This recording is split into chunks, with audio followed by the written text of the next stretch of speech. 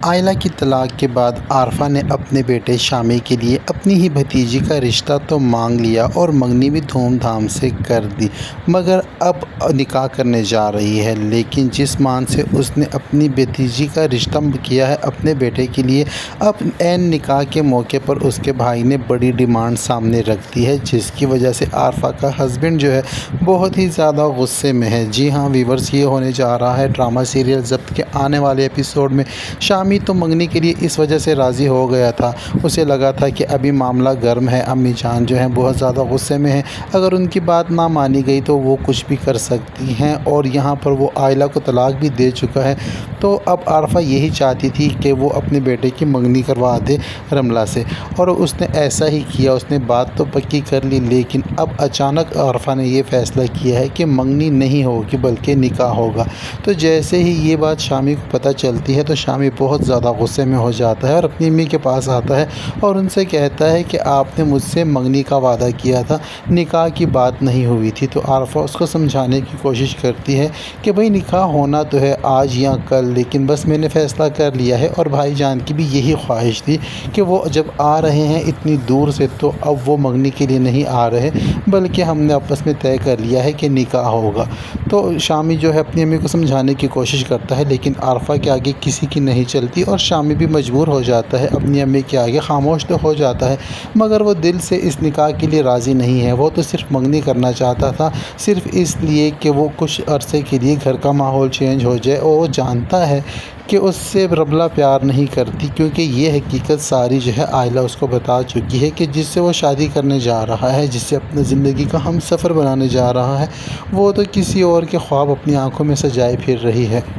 اور یہی خبر جب بی جان کو شامی کے بابا دینے جاتے ہیں اور ان سے کہتے ہیں کہ ابھی کچھ ہی لمحوں میں، کچھ ہی دیر میں شامی کا نکاح ہونے والا ہے۔ بی جان کسی کام سے گھر سے باہر جا رہی ہوتی ہیں، اور اس طرح اچانک راستے میں روک کر جو ان کا بڑا بیٹا ہے وہ ان سے کہتا ہے کہ وہ نہ جائیں، وہ رک جائیں تاکہ وہ نکاح کی تقریب میں شامل ہو جائیں۔ تو بی جان کو بہت زیادہ غصہ آتا ہے، وہ ان سے کہتی ہیں کہ بھئی اتنا بڑا کام ہونے والا ہے، میرے بڑے بیٹے کے سگے بیٹے کا نکاح ہونے جا رہا ہے، اور تم مجھے اس طرح کچھ گھنٹے پہلے آ کر اطلاع دے رہے ہو، کیا تمہیں تہذیب اور تمیز بھول چکی ہے؟ کیا تمہیں نہیں پتہ کہ بڑوں کے مشوروں کے بغیر اس طرح کے کام نہیں کیے جاتے، پہلے ان کو اعتماد میں لیا جاتا ہے پھر اس قسم کے فیصلے کیے جاتے ہیں۔ تو یہاں پر وہ بیچارہ مجبور ہوتا ہے اپنی بیوی سے، اس کے پاس تو اور کوئی راستہ ہوتا ہی نہیں ہے، تو بی جان کو یہ کہتا ہے کہ بی جان یہ فیصلہ بہت جلد بازی میں اور اچانک کرنا پڑا، تو لہٰذا آپ رک جائیں۔ تو بی جان ان سے کہہ دیتی ہیں کہ ایسی کون سی آفت آ جاتی ہے تمہارے گھر میں کہ ہر فیصلہ تمہارے ہی گھر سے جلد بازی میں ہی کیا جاتا ہے۔ خیر بی جان بہت زیادہ اپسیٹ ہوتی ہے اس فیصلے سے، کیونکہ بی جان کو لگتا ہے کہ یہ رشتہ معیوب نہیں ہے ان کے اپنے بیٹے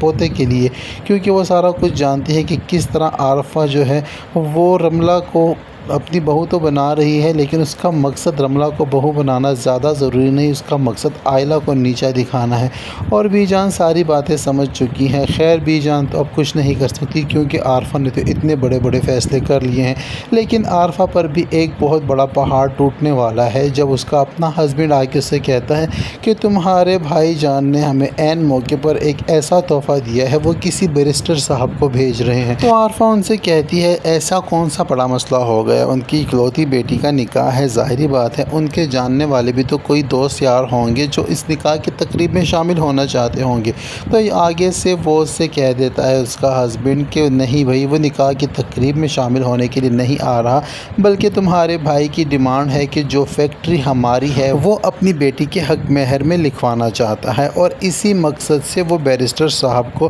ہمارے گھر بھیج رہا ہے۔ تو یہ سن کر عارفہ کو بھی ایک جھٹکا لگتا ہے کہ بھلا بھائی صاحب نے ایسی کوئی ڈیمانڈ مجھ سے پہلے ڈسکس نہیں کی، اور نہ ہی مجھے پتہ ہے، تو اب اچانک اتنا بڑا فیصلہ انہوں نے کیسے کر لیا، وہ بھی بغیر ہمیں بتائے ہوئے۔ تو خیر عارفہ تو ہے ہی لالچی، وہ تو لالچ کے دم پہ ہی سارا کچھ بٹورنے کی کوشش کر رہی ہے، اور اب جب کہ اس کو پتہ چل چکا ہے کہ اب فیکٹری اس کے ہاتھ سے جانے والی ہے تو وہ گھبرا جاتی ہے اور اپنے شوہر کو سمجھاتی ہے کہ بھئی ایسا کیسے ہو سکتا ہے، ہاں میں مانتی ہوں کہ اکلوتا بیٹا ہے ہمارا، اور ہمارے بعد سب کچھ اسی اسی کا ہی ہے، لیکن اتنا بڑا فیصلہ بھائی صاحب کو ہم سے پوچھے بغیر نہیں کرنا چاہیے تھا، اور اب ہم کر بھی کیا سکتے ہیں سوائے ہمارے پاس اس بات کے علاوہ اور کوئی دوسرا چارہ نہیں ہے کہ ہم ان کی بات کو مان لیں، کیونکہ تمام گھر میں مہمان آ چکے ہیں اور سب لوگ تیاریوں میں مصروف ہیں اور تیاریاں کمپلیٹ ہو چکی ہیں، اور میں نہیں چاہتی کہ عین موقع پر اس طرح کا کوئی بدمزگی کا معاملہ ہو جائے جس کی وجہ سے نکاح میں رکاوٹ ہو جائے۔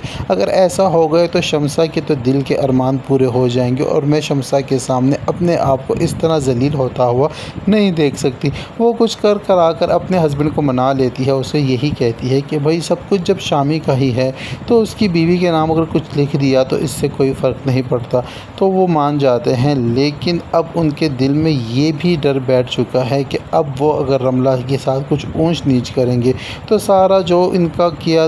جمع پونجی ہے، جو بھی ان کے پاس اثاثے ہیں، وہ تو اب رملہ کے نام ہو چکے ہیں۔ لیکن رملہ بھی دل سے نکاح کے لیے راضی نہیں ہے، وہ اندر سے ٹوٹ چکی ہے، وہ تو اون کو ہی پسند کرتی ہے اور اون کے ہی خواب اپنی آنکھوں میں سجائے ہوئے ہے، اور جب تیار ہو کر وہ گزرتی ہے اپنی روم میں جانے کے لیے تو اس کا سامنا اون سے ہو جاتا ہے، اور اون اس کی طرف دیکھ کر اس کی تعریف کرتا ہے اور کہہ دیتا ہے کہ بھائی آج تم بہت زیادہ پیاری لگ رہی ہو، یہ میں آپس کی بات کر رہا ہوں لیکن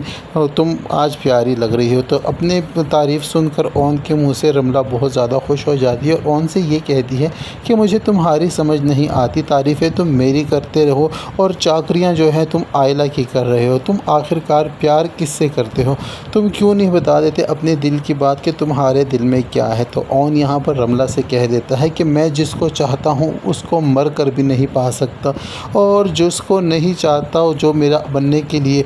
تیار کھڑا ہے، یعنی کہ اس کی طرف اشارہ کر کے کہتا ہے، اور کہتا ہے کہ اگر میں مر بھی جاؤں تو اس کو اس قدر نہیں چاہ سکوں گا۔ تو رملہ کو اپنی بات کا جواب مل جاتا ہے کہ اون رملہ کو پسند نہیں کرتا، لیکن اون کے جو رویہ ہے وہ اب اس طرح بدل چکا ہے کیونکہ آئلہ نے بھی اون کے رشتے سے انکار کر دیا ہے اور وہ اون کو ناپسند کرنے لگی ہے، اور اب پہلے جیسے اون کو بات بات پر جو ہے بے عزت کرتی ہے اور اس کو باتیں سناتی ہے، لیکن اون پھر بھی سچے دل سے ہی آئلہ کی مدد کرتا ہے اور اس کی ہر مشکل میں اس کی مدد کرتا ہے۔ ادھر نکاح کی خبر جب شمسا کے گھر پہنچتی ہے تو شمسا لوگ تو اداس ہو ہی جاتے ہیں، ساتھ آئلہ اور زہرہ بھی بہت زیادہ اداس ہوتی ہیں، اور جو آئلہ ہے اس کو یہی خیالات آتے ہیں کہ اس نے کس طرح شامی سے رشتہ کی جوڑا اور شامی سے نکاح ہوا تو اس کو اپنے نکاح کے سارے مناظر اس کی آنکھوں کے سامنے گھومتے ہیں۔ اسی سوچوں میں گم ہوتی ہے آئلہ، کچن میں کام کر رہی ہوتی ہے کہ آئلہ کے دوپٹے میں آگ لگ جاتی ہے اور آئلہ کو اس کی ہوش بھی نہیں ہوتی۔ اتفاقاً وہاں سے اون کا گزر ہوتا ہے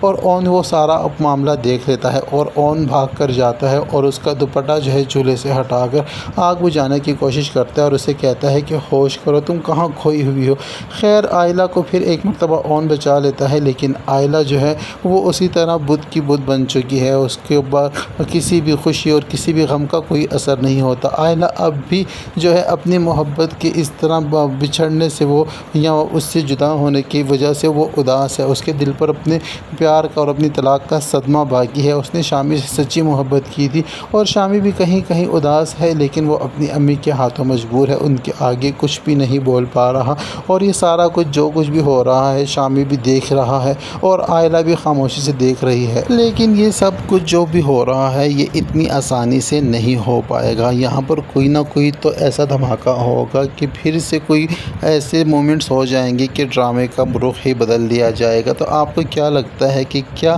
اب رملہ اور شامی کا نکاح ہو جائے گا یا پھر فیکٹری کے نام کرنے کی وجہ سے کچھ نہ کچھ گڑبڑ ہو جائے گی؟ اور کیا شامی کے نکاح ہونے کے بعد اب آئلہ اون کے بارے میں سوچے گی اس سے شادی کرنے کا، یا پھر اسی طرح اون کو دھتکارتی رہے گی؟ کمنٹ سیکشن میں اپنی رائے کا اظہار ضرور کریں۔ ویڈیو پسند آتی ہے تو ویڈیو کو لائک اور چینل کو سبسکرائب کرنا بالکل نہ بھولیں۔ اب تک کے لیے اتنا ہی، ملتے ہیں نیکسٹ ویڈیو کے ساتھ۔